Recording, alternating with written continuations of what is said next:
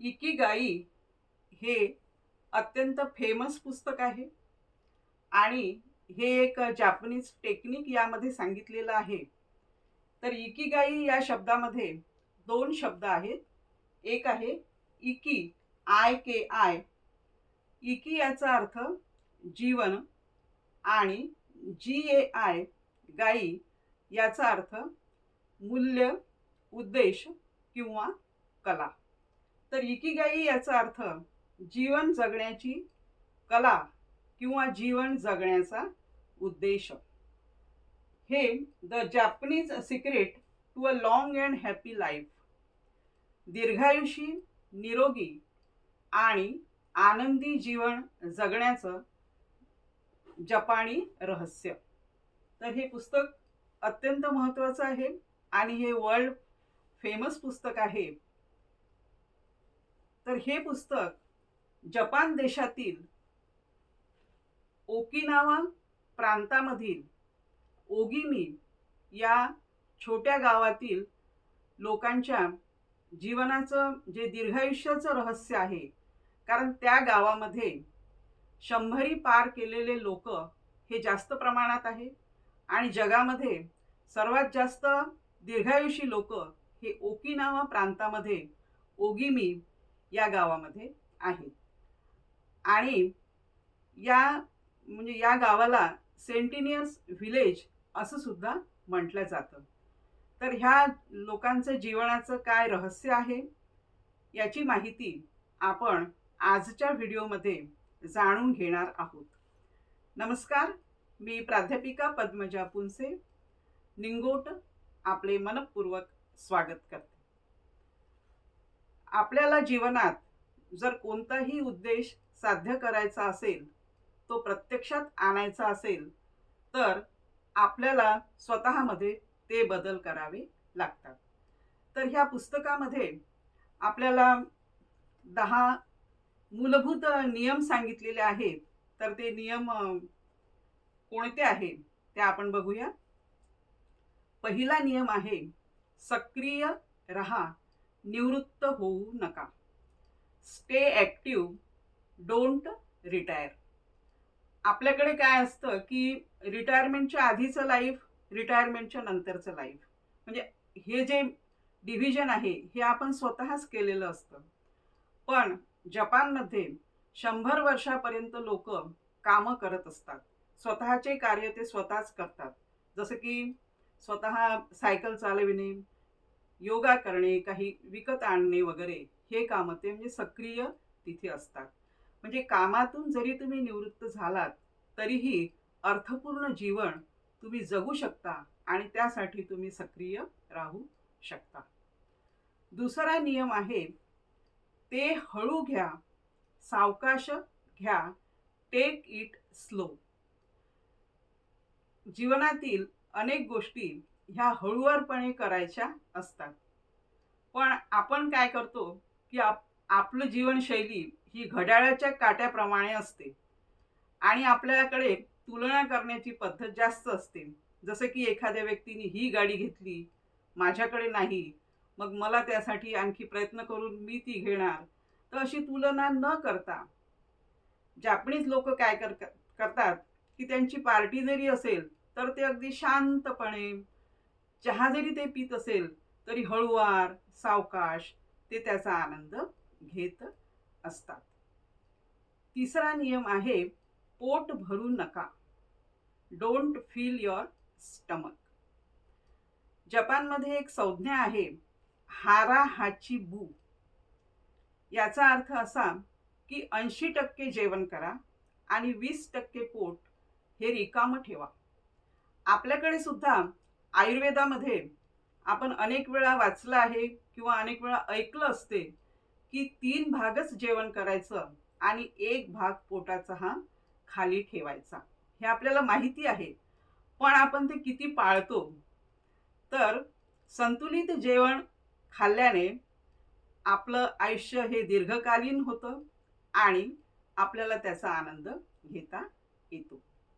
चौथा नियम आहे तुमच्या चांगल्या मित्रांसोबत तुम्हाला वेढून घ्या. Surround yourself with good friends.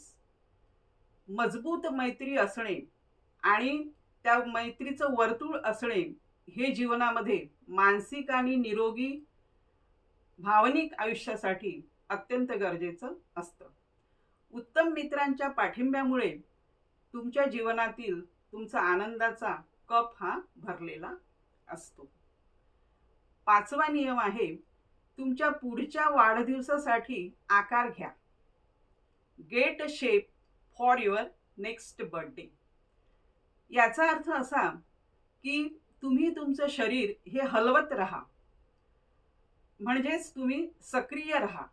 तुम्हाला जे कामं आवडतात, जसं की तुम्हाला गाणं म्हणायला आवडते, तुम्हाला स्विमिंग, चित्रकला करायला आवडते, स्वयंपाक करायला आवडतो, देवपूजा करायला आवडते, तुम्ही ज्या ज्या जॉबवर असाल त्या जॉबमध्ये तुम्ही काम करता ते तुम्हाला आवडतं, तर जे कोणतंही काम असेल त्यामधून तुम्ही सक्रिय राहा, तुमचं शरीर हलवत राहा. म्हणजेच पुढचा तुमचा येणारा वाढदिवस तुम्ही चांगल्या पद्धतीने साजरा करू शकाल. यानंतरचा नियम आहे स्मित, हसणे, स्माईल. जे कार्य केल्याने तुम्हाला आनंद होतो आणि तुम्हाला हसू येतं असं कार्य तुम्ही जीवनात करा. सकारात्मक दृष्टिकोन ठेवल्यास आव्हानाच्या काळातही आपण हसू शकतो. यानंतरचा नियम आहे निसर्गाशी संपर्क साधा. Reconnect with nature. निसर्गाच्या सान्निध्यात राहिल्यामुळे आपला मूड हा चांगला बनतो, आपल्यामध्ये सकारात्मक परिवर्तन होते आणि उत्पादकताही वाढते. म्हणून गार्डन्स म्हणजे बगीचे, उद्याने येथे फिरायला जा. तसंच मॉर्निंग वॉक, इव्हिनिंग वॉक हे करा. निसर्ग हा आपला खूप चांगला मित्र असतो आणि निसर्गाकडून आपल्याला खूप काही गोष्टी म्हणजे शिकता येण्यासारख्या आहेत. म्हणून निसर्गाच्या सान्निध्यात राहा, त्यामुळे तुमच्या जीवनातील तणाव हा कमी होईल आणि आनंद वाढेल. यानंतरचा नियम आहे आभार माना, कृतज्ञता व्यक्त करा, गिव्ह थँक्स. आपण सकाळपासून तर संध्याकाळपर्यंत आपल्याला जे लोक मदत करतात, सकाळी आपण उठल्याबरोबर आपल्याला चहा, नाश्ता, जेवण जे कोणी देत असेल, आपल्या घरी काम करणारी बाई असते, ऑफिसमध्ये गेल्यानंतर आपल्याला मदतनीस असतात, जे जे आपल्याला सपोर्ट करतात, तुम्ही बसमध्ये चढत आहात, तुम्हाला कोणी जागा दिली, या सर्वांच्या प्रती तुम्ही आभार व्यक्त करा. देवाने तुम्हाला हा दिवस दाखविला, तुमचा दिवस आनंदात गेला, तर देवाच्या प्रती सुद्धा कृतज्ञता व्यक्त करा. यानंतरचा नियम आहे क्षणात जगा. Live in the moments. भूतकाळाचा विचार करू नका. भूतकाळात काही वाईट घटना घडल्या असेल, काही चुका झाल्या असेल, तर त्याचा विचार करू नका. भूतकाळ सोडा आणि भविष्याची चिंता करू नका. उद्या काय होईल, पुढे काय होईल, मला हे करायचं होतं, याची चिंता सोडा आणि ज्या क्षणात तुम्ही जगत आहात त्या क्षणाच्या जगण्यावर लक्ष केंद्रित करा आणि त्या क्षणाचा जास्तीत जास्त आनंद घ्या. आणि यानंतरचा नियम आहे तुमच्या इकिगाईचे अनुसरण करा. Follow your Ikigai. तर इकिगाईच्या नियमाची शेवटची पायरी म्हणजे आपल्या जीवनातील उद्देशाचे पालन करणे. तुम्हाला ज्या कृती करायच्या आहे, तुमच्या डोक्यात जे विचार आहे, मला हे करायचं आहे, आणि ते जर तुम्हाला प्रत्यक्षात तुमच्या जीवनात करायचं असेल, तर त्यासाठी तुम्ही समर्पण आणि शिस्त याकडे लक्ष द्यायला पाहिजे. आणि सततच्या पाठपुराव्यामुळे तुमचे कामं हे लवकर होतील आणि यावर सुद्धा तुम्ही लक्ष केंद्रित करायला पाहिजे. तर असे हे 10 मूलभूत नियम इकिगाई या पुस्तकामध्ये आपल्याला दिलेले आहेत.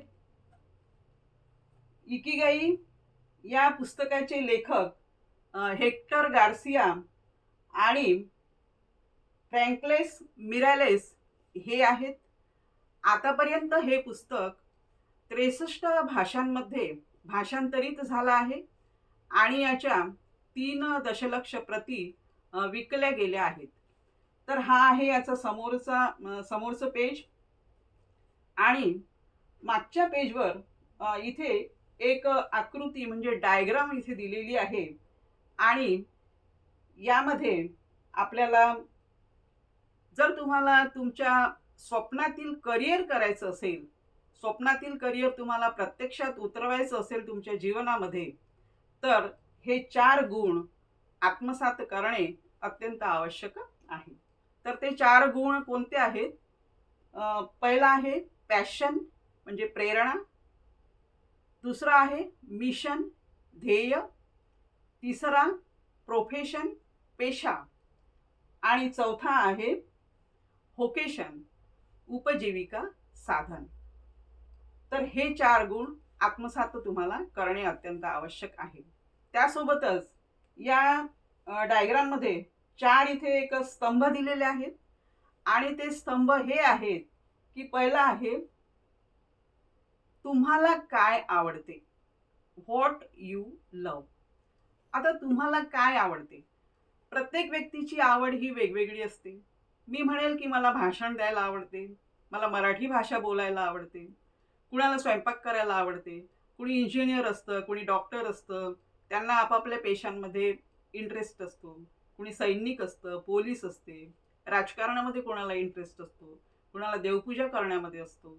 तर जे काही तुमची आवड असेल, चित्रकला आहे, स्विमिंग आहे, गाणं म्हणणे, तर तुम्हाला काय आवडते, व्हॉट यू लव, तर ते अगदी कार्य आपण मनापासून करायचं. दुसरं आहे जगाला काय आवडते, व्हॉट द वर्ल्ड नीड्स. आता तुम्हाला जे आवडते ते जगाला आवडतेच.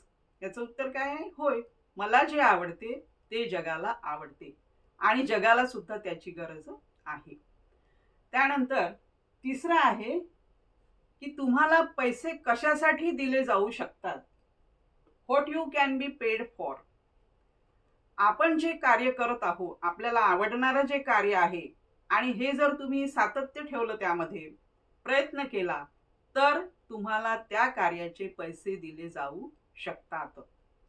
आणि चौथा आहे तुम्ही काय चांगले आहात, what you are good at, what you are good at. आता तुम्ही जे कार्य करत आहात ते कार्य चांगलं आहे, म्हणजेच तुम्ही चांगलं कार्य करत आहात, तुम्हाला त्यामधून आनंद मिळत आहेत आणि तुमचं ध्येय एक विशिष्ट दिशेने कार्य करत आहे. तर यामध्ये हे 4 आधारस्तंभ त्यांनी सांगितलेले आहे आणि 4 गुण पॅशन, मिशन, प्रोफेशन, व्होकेशन. जर तुम्हाला तुमच्या स्वप्नातील करिअर तुमच्या प्रत्यक्ष जीवनात उतरवायचं असेल, तर हे 4 गुण तुम्हाला आत्मसात करणे अत्यंत गरजेचे आहे. आयुष्य जगण्यासाठी निरोगी शरीर आणि मनाने आनंदी राहण्यासाठी इकिगाई असणे अत्यंत आवश्यक आहे. जपानी लोक त्यांचं अटेन्शन हे कामावर, सिम्प्लिसिटी असते त्यांच्यामध्ये. स्टीव्ह जॉबनी सुद्धा असं म्हटलेलं आहे. हे जपानी लोकांचं एक ध्येय आहे आणि कोणतेही काम मनापासून करणे आणि छंद आनंदाने जोपासणे हे जपानी लोकांचे रहस्य आहे. तर आता आपण सुद्धा दीर्घायुषी जर बनायचं असेल आपल्याला आणि आपल्यालाही आनंदी राहायचं, प्रत्येक व्यक्तीला वाटत असतं की मला दीर्घायुषी बनायचं आहे, मला आनंदी राहायचं आहे, तर आपणही त्यासाठी प्रयत्न करूया. असेच हसत राहा, आनंदी राहा. पुन्हा भेटूया माहितीपूर्ण व्हिडिओ सोबत. तोपर्यंत नमस्कार.